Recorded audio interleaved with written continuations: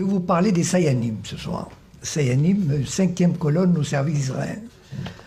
Bon, les Sayanim, c'est une invention extraordinaire parce que je vais d'abord les définir. Sayan au singulier, Sayanim au pluriel, c'est un mot hébreu qui veut dire celui qui aide.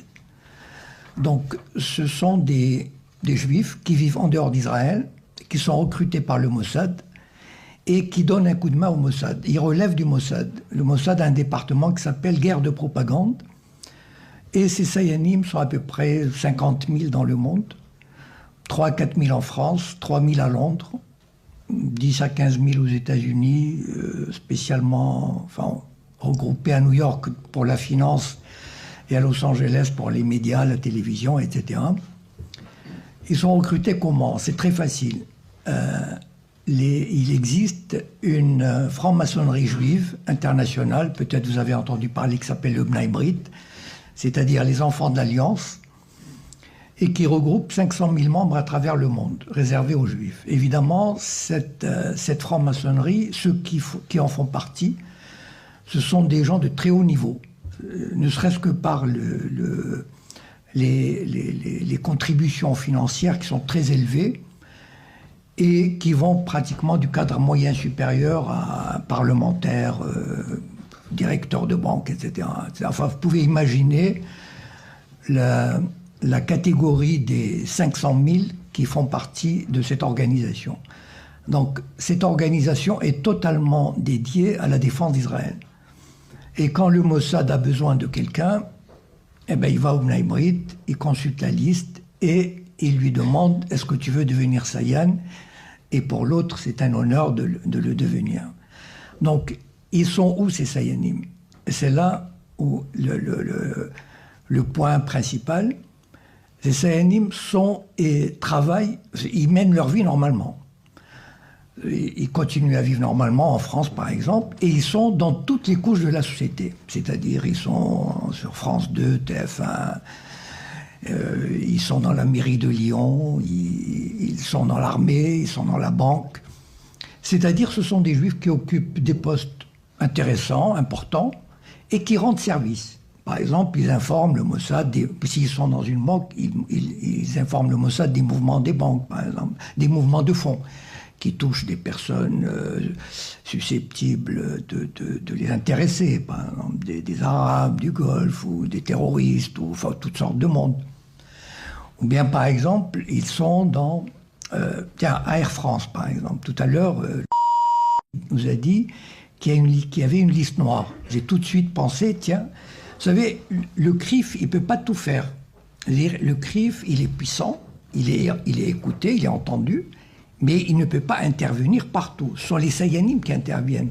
Les gens ne savent pas qu'il y a des Sayanim, en fait. C'est ça le truc, c'est que on a l'impression que ça vient de l'intérieur. C'est-à-dire, on dit, ah, Air France a établi une liste noire. Mais attendez, mais un Français normal, pourquoi il ferait une liste noire? Il ne ferait pas une liste noire. Quelqu'un qui est un directeur à Air France, un Français, il ne l'aurait pas fait spontanément. Parce que ce n'est pas dans la culture d'un Français de le faire, d'un employé de le faire. Par contre, un Juif, un Sayan, qui travaille à Air France, il peut le faire. Et là, par exemple, je vais vous raconter 2 anecdotes. Il y a quelqu'un qui a écrit sur les Sayanim. C'est un livre que je vous recommande, enfin vous pouvez le trouver en bibliothèque, qui s'appelle Gordon Thomas, et qui a écrit l'histoire secrète du Mossad. Les Sayanim occupent une place très très importante. C'est ça la force du Mossad. Et non seulement, on dit par exemple, et Victor Ostrovsky, qui est un agent du Mossad et qui s'est réfugié à Londres. Victor Ostrovsky raconte l'anecdote suivante. La France et l'Irak avaient signé un accord pour la construction d'une centrale nucléaire en Irak. Et il y a eu quelques dizaines d'Irakiens, de scientifiques, qui étaient venus à Saclay pour se perfectionner. Le Mossad, qui était au courant, il avait envie d'avoir leur dossier. Pour un service secret normal, il se creuse les ménages, il se dit comment je vais obtenir ces dossiers. Est-ce que je vais faire par effraction? Est-ce que je vais essayer d'acheter quelqu'un? En tout cas, ça va lui prendre pas mal de temps. Le Mossad, c'est très facile pour lui. Il a un Sayan à Saclay. il appelle le Sayan, il lui dit j'ai besoin des dossiers. Il apporte les dossiers, il les photocopie, il remet les dossiers. Par exemple, il y a une université Paris 8 qui veut organiser un colloque sur la Palestine. Ben, tiens, comme par hasard, on a des Sayanim au conseil d'administration. Eh ben, les Sayanim font en sorte, on ne dit pas, le CRIF n'a pas besoin d'intervenir. Ce sont les Sayanim eux-mêmes qui prennent l'initiative de dire « Oula, c'est une opération politique, on n'a pas à le faire, etc. » Et c'est ça qui fait la force de ces Sayanim. Ça veut dire qu'ils ne négligent aucune structure de la société. Même chez les francs-maçons, ils existent. Bon, pour ceux qui me connaissent, je ne sais pas, qui c'est qui me connaît sur Facebook, par exemple? Il n'y a pas beaucoup. J'ai remarqué que les Lyonnais se méfient beaucoup de Facebook, mais bon, mais ça, c'est une autre histoire. C'est dommage parce que c'est une source d'information très intéressante. Enfin bon. Prenons par exemple vous avez entendu tous parler évidemment de Gilad Shalit. Bon. Imaginons le travail des Sayanim. Vous savez, moi j'observe beaucoup les médias judéo-sionistes. Je les écoute tous les jours, je les suis. Ce qui me permet d'avoir cette vision. En plus, bon, je connais un peu Israël. Je suis allé souvent. Je parle un peu l'hébreu. Je connais plus ou moins l'état d'esprit. Et donc, j'ai raconté l'histoire de Saclay. Et donc, quand Gilad Shalit, un caporal d'une armée d'occupation, a été enlevé par le Hamas, du jour au lendemain, je peux vous dire, enfin, moi j'ai assisté à cette campagne, du jour au lendemain, c'est très simple. Son nom a été matraqué par tous les médias, ce qui fait qu'une semaine après, je pense que personne, même au fin fond de l'Ardèche, personne n'ignorait qu'il y avait un Gilad Shalit, un prisonnier, imaginez, un prisonnier israélien aux mains du Hamas. Bon. Et son père, qui est un petit fonctionnaire, vous savez, c'est comme s'il vivait à Mâcon, l'équivalent en Israël. Un patelin, c'est un petit fonctionnaire. En une semaine, il est devenu une personnalité internationale. C'est-à-dire, il a rencontré Sarkozy, Merkel, Obama, Bush, le secrétaire général de l'ONU, le pape. Mais attendez, imaginez, même un général français, on n'aurait pas fait la même chose pour lui. Un général américain, on n'aurait pas fait ça pour lui. Imaginez un instant un petit fonctionnaire israélien qui devient l'interlocuteur privilégié du gratin mondial. Voilà. Voilà la force des Sayanim. Ça veut dire ces Sayanim qui occupent les places importantes au ministère des Affaires étrangères, dans les ministères, au Parlement, etc. Ils travaillent, eux. Voilà. Ils font en sorte que le père de Gilad Shalit soit reçu. On ne sait pas, c'est pas le CRIF qui fait ça. C'est un travail en sous-main, c'est un travail clandestin, et c'est un travail qui se fait en douce. Voilà. Et la force de l'idéologie sioniste en France et dans les autres pays vient de là. Voilà. Par exemple, les Américains ont fait un film qui s'appelle Exodus en 1961. Je ne sais pas si vous l'avez vu, bon. Il est passé plusieurs fois à la télévision. Ben, vous savez, un film comme ça, juste un film, avec Paul Newman, un très bon film d'ailleurs, mais qui reprend, vous savez, comme on appelle le storytelling. Bon, c'est-à-dire comment on raconte une histoire. Bon, le storytelling sioniste, c'est-à-dire les Juifs qui, pleins d'idéal, sont arrivés dans une terre aride, sont dépeuplés, délaissés par ses habitants et qui sont retroussés les manches, qui ont travaillé 15 heures par jour, dans un esprit, ils ont tendu la main à leurs frères palestiniens qui l'ont rejeté, qui ont mordu la main qui les a nourris, etc. Enfin bon, c'est un film, enfin moi je trouve fabuleux du point de vue de la propagande. Mais c'est un film qui a formaté une génération entière d'Européens, d'Américains pour Israël, pour le sionisme. Les gens se demandent, mais comment ça se fait que les Français, enfin, pas les jeunes maintenant ça commence à changer, mais ceux qui ont plus de 30, 40 ans, comment ça se fait qu'ils adhèrent au sionisme? Comment ça se fait qu'ils... Vous savez, vous demandez à un Français, enfin un citoyen normal, qui a plus de 40 ans, vous lui dites Israël, et tout de suite, il va vous... Enfin, j'ai fait l'expérience. À moins qu'il ne soit vraiment formé, etc. Il dit, ah, c'est un petit pays qui lutte pour sa survie, pays socialiste, parce qu'il y avait une idéologie socialiste dans les années 40 et 50. Mais tout ça s'est perpétué. On a mis un temps fou à perpétuer toute cette idéologie-là. Et ce que je voulais dire à propos de Gilad Shalit, c'est que dans la semaine qui a suivi l'enlèvement, il y a eu les forces d'occupation sionistes ont enlevé 45 personnalités du Hamas. Des personnalités, c'est-à-dire des ministres, des députés, des conseillers municipaux, des pères de famille, qui n'avaient rien à voir. Je veux dire, on ne les a pas, tout à l'heure, on a parlé de détention administrative. C'est ça la détention administrative, c'est-à-dire la police vient frapper à votre porte, elle vous détient, voilà. Elle émet un avis de détention administrative pour 6 mois. Sans procès, sans avocat, sans visite, sans rien. Voilà, on détient. Est-ce que vous avez entendu parler un seul nom de ces 45? Personne. Par contre, Gilad Shalit, on nous a bassinés. Et alors, on est allé aussi si loin. Au mois d'octobre l'année dernière, j'ai écouté France Info et je tombe par hasard. Mais il faut... Non, mais voilà, je vais vous dire une chose. Enfin, moi, je pars du principe, il faut connaître l'ennemi. Voilà. Donc, moi, j'essaie de connaître bien mon ennemi. Et il y a des Sayanim à France Info. Pourquoi? Parce que au mois d'octobre l'année dernière, France Info a dit, il y a un an, Gilad Shalit a été échangé. Notre correspondant en Israël, un reportage de notre correspondant en Israël sur Gilad Shalit un an après. Alors moi, je me dis, mais c'est pas possible. Ils vont pas poursuivre cette opération. Par contre, alors, de deux choses l'une, ou le journaliste qui a fait le reportage, il est nul en journalisme, ça veut dire qu'il ne savait pas qu'il y avait 45 personnalités politiques du Hamas qui ont été élevées, comme l'Allemagne faisait en France. L'occupation nazie, c'était ça. Quand il y avait un acte de résistance, l'armée d'occupation nazie arrêtait 30 personnes. S'il y a eu un assassinat, elle tuait les 30 personnes. C'est ça, c'était ça, voilà. Ben, on a enlevé un soldat, l'armée sioniste d'occupation enlève 45 personnalités, sans jugement, sans rien. Ben, le journaliste n'a pas jugé utile de faire une référence à ces 45.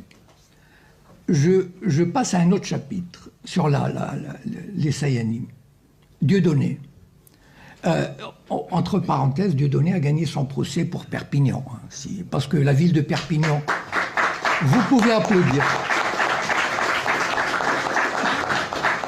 Le maire de Perpignan, le maire de Perpignan voulait faire interdire le spectacle de Dieudonné.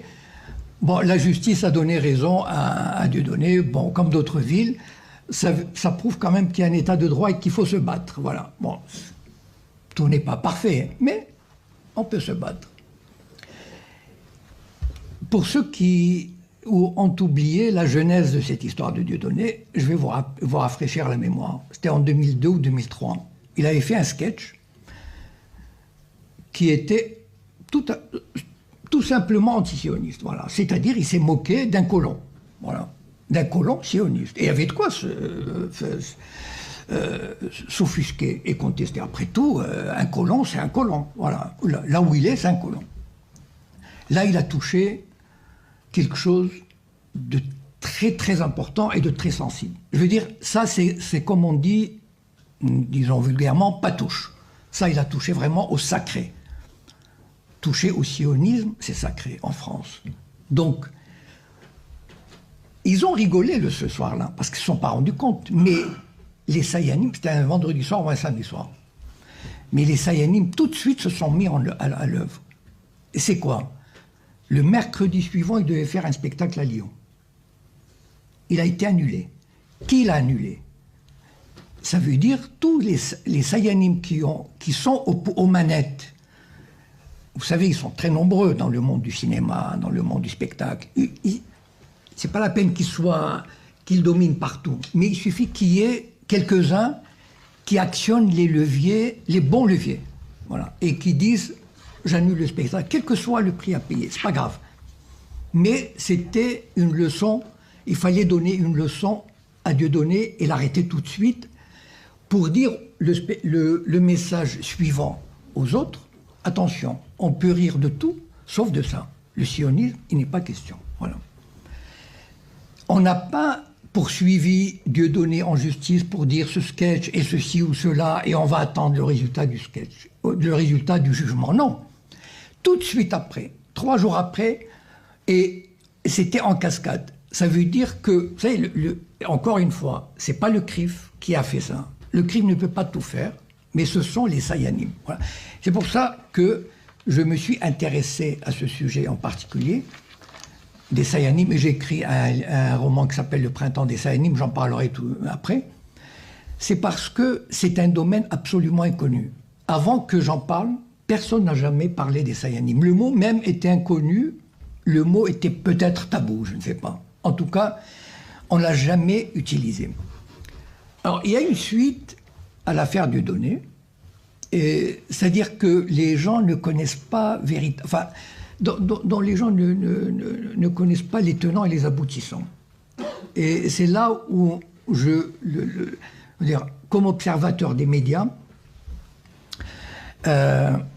j'ai découvert un truc intéressant.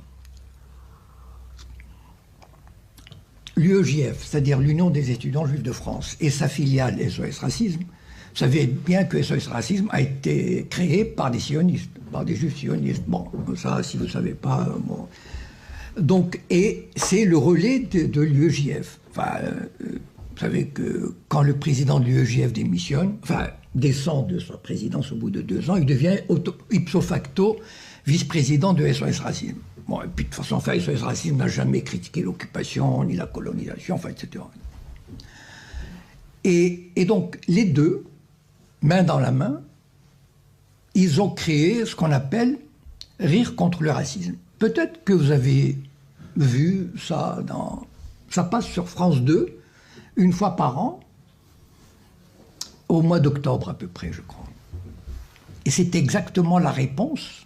Moi, j'ai suivi, je sais, j'ai entendu l'interview du président de l'UEJF. C'était une réponse à Dieudonné. C'est-à-dire, nous, vous allez voir, nous, on va rire, mais sans parler de politique, d'occupation, toutes ces choses qui fâchent. Nous, on va rire contre le racisme, voilà. Donc, on va inviter des beurs qui connaissent la règle du jeu, par exemple, enfin, bon, les collabeurs, comme on les appelle. Donc, ils viennent, on leur dit, voilà, on loue le Zénith. Évidemment, ils ont des moyens. Vous savez, ces gens-là, ils frappent à, comment dire, de la Noé, ils donnent 50 000 euros, enfin 100 000 euros, l'Europe 100 000 euros, etc. Donc c'est pas un problème. Donc ils louent le Zénith, ils vont voir les Sayanim de France 2, ils leur disent on veut passer en prime time. Mais évidemment, bien sûr, donc ils passent en prime time. Et donc les gens ne savent pas ce qu'il y a derrière Rire contre le racisme. C'est ça le problème. Les gens se disent ah tiens, il y a une émission gratuite où on va voir des rigolos qui vont nous faire rire contre le racisme. Et ils rigolent. Bon. Mais le problème, c'est pas ça. Le problème, c'est qu'on rigole, mais sans... les gens qu'on invite, ils savent très bien qu'il y a des lignes rouges. Attention, hein? Sionisme, non. L'occupation, jamais. Donc, pas une... Ah, vous pouvez taper sur les blacks, etc. Bon, ça, les Arabes, etc. Bon, ça, il n'y a pas de problème. Mais... Et ils connaissent les règles du jeu, elles sont tacites, il n'y a pas de problème, il n'y a pas de souci. Et on va faire, et voilà comment on poursuit cette, comment dire, c'est presque une démobilisation des esprits concernant la question israélienne. Il y a d'autres... à un moment donné, vous avez entendu parler de la loi Guesso, Fabius Guesso. Entre parenthèses, j'ai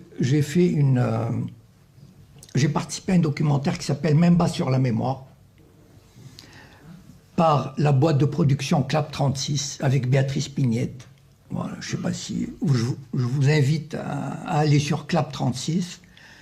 Le documentaire est visible, enfin, sans problème. Donc, alors, c'est quoi la loi Guesso? C'est que la première intifada a donné des sueurs froides aux sionistes. C'est que pour la première fois, ils passaient pour des occupants. Parce que vous êtes, enfin la plupart de vous, vous êtes jeunes et vous n'avez pas connu la période de 1967-1980. C'était extraordinaire. Tout le monde disait, mais c'est pas une occupation, ça. Enfin, je veux dire, c'est quasiment des coopérants. Et c'est vrai que les Palestiniens des territoires étaient tellement tétanisés, avaient reçu un tel coup sur la tête, qu'ils étaient complètement, dans les vapes. Je me souviens de cette époque, comme j'ai de la famille en Israël, ils me racontaient, ils allaient faire le marché à Ramallah, ils allaient dans les restaurants au bord de mer à Gaza, etc. Et ça leur paraissait absolument naturel. Ils n'allaient même pas avec une mitraillette, enfin, ils portaient peut-être une mitraillette, mais disons, ils allaient les mains dans les poches. C'était... Et les journalistes, évidemment, les journalistes qui étaient payés pour aussi, hein, c'est pas les journalistes du Monde, de Libération, n'existaient pas encore, mais enfin, il allait... Et du Figaro, etc. Moi, je me souviens de cette époque où on disait ah, c'est pas une occupation, c'est pas possible. Donc, dans l'esprit des gens, Israël était là, mais comme par hasard. Voilà.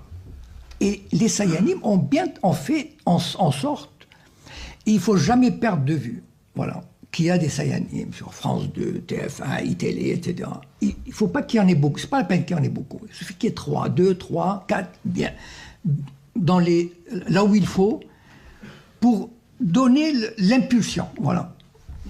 C'est-à-dire, voilà, un comité de rédaction, on dit, ah, on va parler, oui, c'est une occupation pas terrible, tu nous fais un papier là-dessus. Oui, bien sûr, bon, voilà. Et puis on fait un papier, et puis les citoyens, ils voient, ils se disent, ah bon, ben, c'est vrai qu'Israël n'est pas un occupant comme l'Allemand. Enfin, je veux dire, la comparaison est ahurissante.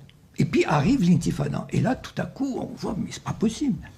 Les Israéliens commencent, il y a une vraie occupation, il y a une révolte, on brise les os. Enfin, je ne sais pas si des gens ont vu des vidéos, mais c'est insoutenable. Yitzhak Rabin, celui qui passait pour l'homme de paix, enfin, si vous me posez une question, après je vous répondrai là-dessus, qui passait pour un homme de paix, et Shimon Peres, qui était son ministre de la Défense, qui passe pour un homme de paix aussi, le monde marche sur la tête. Et donc, il a donné instruction aux soldats de briser les os au sens propre, hein, des jeunes. Et si vous voyez des vidéos, c'est insoutenable. Les gamins de 10 ans, on prenait des grosses pierres, on leur brisait l'épaule, on leur brisait les tibias. Enfin, c'est terrible. Et ça, c'est 3-4 ans.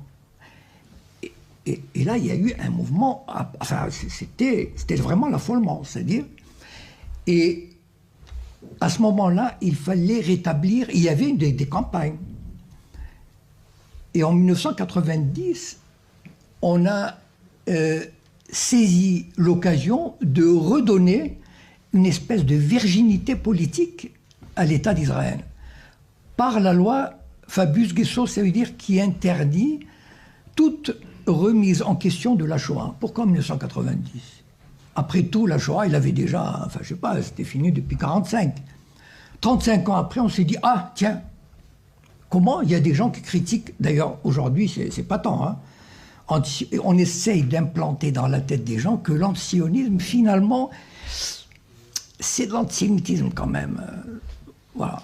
Donc, et donc, à ce moment-là, on a établi cette loi qui fait que toute remise en question, toute discussion sur la Shoah, toute recherche historique sur la Shoah qui ne correspondrait pas à la doxa officielle, ça veut dire la doctrine officielle, est punissable par la loi. Bon. Et là, il y a eu toute une, comment dire, oui, comme une industrie. Vous savez, Norman Finkelstein, je vous invite à le lire, qui parle de l'industrie de la Shoah, c'est extraordinaire. Donc, comment on va utiliser cette loi pour aussi briser toute contestation et redonner une légitimité à Israël. Et là, je voudrais vous dire, vous connaissez Jacques Lanzmann. Enfin, vous avez entendu parler peut-être. Ben, j'espère. Même si, enfin, c'est peut-être pas en bien, mais c'est pas grave. Enfin, en tout cas, Jacques Lanzmann, et vous connaissez la revue Les Temps modernes. Les Temps modernes a été fondée en 1946 ou 1947 par Jean-Paul Sartre et Simone de Beauvoir. Bon. Qui était, comment dire, l'avant-garde de tout ce qui se faisait en termes de progressisme politique, idéologique, culturel. Les Temps modernes, c'était la Bible des progressistes, des révolutionnaires dans les années 60 et 70. Il se trouve que les Temps modernes, à la mort de Sartre et de Simone de Beauvoir, qui est devenu président? Jacques Lanzmann. Il a transformé les Temps modernes. Moi, j'ai lu, c'est incroyable. C'est devenu un torchon sioniste. Enfin, un torchon culturellement supérieur, mais un torchon sioniste. Donc voilà un Sayan qui fait bien son boulot. Il ne faut pas oublier quand même que les Temps modernes, il est lu peut-être par 5 à 10 000 personnes, d'un certain niveau, très élevé. Voilà comment un Sayan bien placé arrive à faire bien son boulot au service d'Israël. Ceci dit, Jacques Lanzmann a fait le film Shoah, dont le DVD est obligatoirement distribué aux collégiens. Voilà, il faut qu'ils se gavent de Shoah. Il faut que les collégiens comprennent que c'est terrible ce que les Israéliens ont vécu. Vous savez, ils ont souffert terriblement. Donc il faut avoir un peu de pitié. Hein. Donc il faut emmener des imams à Auschwitz. Il faut construire. On a obligé la Pologne à dépenser 20 millions de dollars pour rénover. Est-ce que la Pologne a suffisamment d'argent? Mais c'est ça, ou attention, les accords avec le FMI, etc. Et on construit des musées, alors que on ramasse des milliards, alors que la moitié des rescapés en Israël vivent en dessous du seuil de pauvreté. La moitié des rescapés n'ont pas de quoi s'acheter des médicaments. Et ça, on le dit en Israël, c'est pas un secret. Mais cet argent qu'on récolte, ils le récoltent pour la propagande. Et Jacques Lanzmann, par exemple, son film, il a fait un nouveau film, un documentaire. Enfin, si vous ne savez pas, c'est pas grave, mais enfin, je suis là pour vous le dire. Il a fait un documentaire sur le dernier des injustes. Et évidemment, le Festival de Cannes, il l'a programmé, même si hors compétition. Mais Jacques Lanzmann, on ne peut pas lui refuser le Festival de Cannes. Enfin, je veux dire, voilà. Voilà le travail. Pourquoi? Parce que peut-être le président s'appelle Gilles Jacob. Enfin, qui n'est pas de ma famille, mais c'est dommage. Vous connaissez la blague, il y avait un Rothschild qui est mort et il y avait beaucoup de juifs qui allaient derrière le cercueil. Il y avait un qui pleurait, puis quelqu'un lui demande, mais enfin, mais pourquoi tu pleures? Il était de ta famille. Il dit, mais non, justement. Voilà, c'est pour ça qu'il pleurait. Bon, en tout cas. Et donc, son film, par contre, enfin, j'espère que vous avez entendu parler du film, mais vous n'avez pas Facebook, c'est terrible. Le film L'oligarchie et le sionisme. Mais créez une page Facebook, bon Dieu, moi j'ai 2 pages, j'ai énormément d'informations, de vidéos. Et puis, je comprends pas, vraiment, des jeunes branchés comme ça, moi, voilà, bon. Et donc, L'oligarchie et le sionisme est un documentaire qui a été fait par Béatrice Pignède, dans lequel je participe avec Alain Soral, Thierry Messang, Gilad Atzmon, etc., où on essaye de montrer, bon, chacun à sa manière, chacun apporte sa contribution, sur les liens entre l'oligarchie mondiale et le sionisme. Comment le sionisme est une idéologie qui sert l'oligarchie, etc. Bon, d'accord. Donc, ceux qui vont sur Facebook, ils ont entendu parler parce qu'on a diffusé l'information, etc. Voilà le travail des Sayanim. Voilà, encore une fois, il est concret, c'est pas d'idéologie. Béatrice Pignède, qui est très connue, enfin, qui a un nom, elle a travaillé avec Daniel Schneiderman. Bon. Elle a fait des très bons documentaires. D'ailleurs, je vous invite vraiment à aller sur Clap 36. La plupart de ces documentaires sont visibles gratuitement. Et donc, le film devait sortir le 22 mai. Il était programmé. Il était programmé sur Allociné. Il était programmé sur Libération. Il était programmé sur Télérama. Il était programmé sur l'Express. J'ai vu, voilà, le programme, etc. Et le 22 au matin, j'achète l'officiel des spectacles et il n'y est pas. Voilà. Ça veut dire que le film, on l'a interdit quasiment. Voilà. C'est-à-dire 2 ou 3 distributeurs. Vous savez, bon, il faut dire les choses comme elles sont. Il y a des juifs qui occupent des postes importants dans la distribution de cinéma. Bon, eh bien, ils ont fait en sorte que les films ne sortent pas. Voilà. C'est tout. On n'a pas... Vous n'avez pas entendu parler de Richard Prasquier qui est allé voir l'Élysée ou le ministre de la Culture. Pas du tout, on n'a pas besoin. On a juste besoin d'actionner les Sayanim qui sont dans les manettes de la distribution du cinéma et on leur dit, ce film, voilà. Et le film ne sort pas, voilà. Et évidemment, bon, on va essayer de le projeter dans des salles, peut-être il sera projeté ici, enfin bon, il y aura une projection privée, enfin je ne sais pas. Mais voilà le travail, et il y a des gens qui se demandent, d'ailleurs, quand je fais des conférences, souvent on me dit, mais enfin, c'est pas possible. Comment ça se fait qu'on n'arrive pas à se faire entendre comment ça se fait que le sionisme est si puissant? Ben voilà la raison. Enfin, je veux dire, une des principales explications, elle réside là. Voilà. Vous savez que Bernard-Henri Lévy, que j'appelle dans mon livre MST, dans le printemps des Sayanim, je suis très heureux d'avoir trouvé cette formulation. Ça veut dire Michel Samuel Taïeb. Donc, il a été... Bon, d'abord, il est président du directoire de surveillance d'Arte. Donc, je ne sais pas à quel titre, mais il est là. Depuis des années, il dirige, vous savez, les chaînes ont un comité de surveillance. C'est-à-dire qui disent est-ce que c'est moral de faire ceci, est-ce que c'est normal de faire cela, etc. Bon, voilà, une espèce de comité d'éthique. Et Bernard-Henri Lévy, il est président de la commission de... Enfin bon. Il a été président, je ne sais pas si vous savez, du Conseil national du cinéma pendant des années. C'est-à-dire, c'est lui qui donnait les bourses. Enfin, qui donnait, par exemple, quand on avait besoin d'un film, quand on veut faire un film, on a besoin d'avance sur recette. Sinon, il n'y a aucun film qui se fait sans avance sur recette. Aucun. Mais vous savez, les producteurs, bon, lui, ça veut dire qu'il détenait le pouvoir de donner l'avance sur recette. Donc les producteurs étaient à ses pieds. Voilà le pouvoir. Voilà le pouvoir. C'est-à-dire le pouvoir clandestin, le pouvoir caché, le pouvoir d'influencer sans paraître. On n'a pas besoin de paraître. On est là, dans les coulisses, et on tire les ficelles. Moi, je me suis intéressé à quelques personnages qui sont pratiquement inconnus du grand public et qui font un travail extraordinaire qui sont probablement des Sayanim, mais qui font un travail extraordinaire pour le Mossad. Il y a un type qui s'appelle François Zimré. Bon, je suis sûr que personne n'a entendu parler, mais enfin bon. Ou alors c'est exceptionnel. Bon. Pour ceux qui liront le roman, il est dépeint sous les traits de François Simagré. Bon, voilà. Donc, ce monsieur était député du Parti socialiste au Parlement européen. Il se démenait pour Israël. Vous ne pouvez pas vous imaginer. Chaque mois, il voulait emmener des députés à Tel Aviv pour leur montrer la réalité israélienne, que les médias déformaient, etc. Enfin, il était d'une activité telle que même le Parti socialiste, en 2007, il n'a pas voulu le représenter.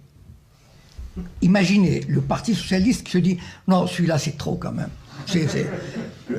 Le Parti socialiste, il ne l'a pas représenté. Mais ne vous en faites pas, Sarkozy l'a nommé ambassadeur de France pour les droits de l'homme. Voilà. Donc depuis 4 ans, il est ambassadeur de France. Imaginez le travail d'un type comme ça. Imaginez seulement le travail d'un type, le travail de sape, le travail de propagande qu'il fait en allant au Maroc, en Tunisie, etc., dans tous les pays, ambassadeur pour les droits de l'homme, alors que c'est un agent du Mossad, c'est un Sayan. Voilà.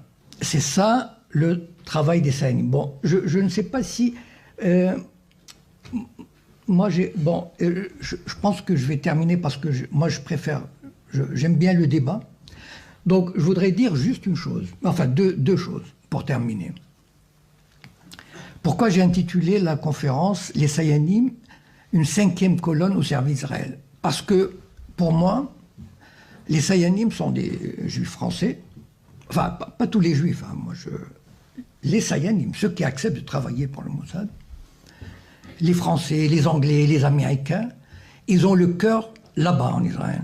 Ils n'ont pas le cœur en France ni aux États-Unis. Ce sont, en cas de guerre, en cas de tension, ils choisiront plutôt Israël. Je sais comment ils fonctionnent. Et donc, c'est une 5e colonne. C'est-à-dire, une 5e colonne, vous savez ce que c'est. Hein. Donc, voilà, ça veut dire que ce sont des agents étrangers qui travaillent pour leur pays d'origine. Voilà. Donc, il ne faut pas se leurrer. Bon. J'ai écrit Le Printemps des Sayanim pour des raisons... Vous savez, moi, avant, j'étais un romancier normal, entre guillemets. C'est-à-dire, j'écrivais sur l'amour, les femmes, enfin, etc. Bon. Mes romans étaient surtout sur la société marocaine. Voilà. Donc, j'en ai écrit 5. Bon.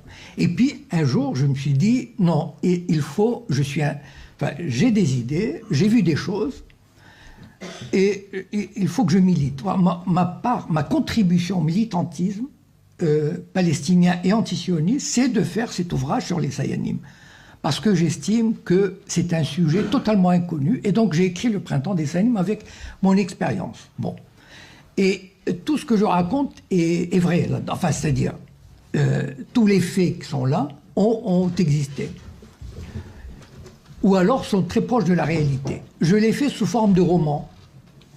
Pourquoi? Parce que c'est très difficile de réunir des preuves sur quelqu'un. Par exemple, dire que BHL est un Sayan, bon, enfin, je veux dire, tout le monde le sait. Mais moi, je voulais le mettre en scène des personnages, pour montrer, par exemple, la soumission de SOS Racisme vis-à-vis de l'UEJF, par exemple, du nom des Juifs de France. Par exemple, comment, mais là, j'ai pas le temps de développer, mais par exemple, comment des Sayanim francs-maçons, au sein du Grand Orient de France, ont créé une loge judéo-sioniste, en violation des statuts du Grand Orient. Voilà. Donc je l'ai fait sous forme de roman parce que je pense que le roman se lit mieux, se lit plus facilement. On rentre dans l'atmosphère, on rentre dans la vie des gens, dans la conception des gens.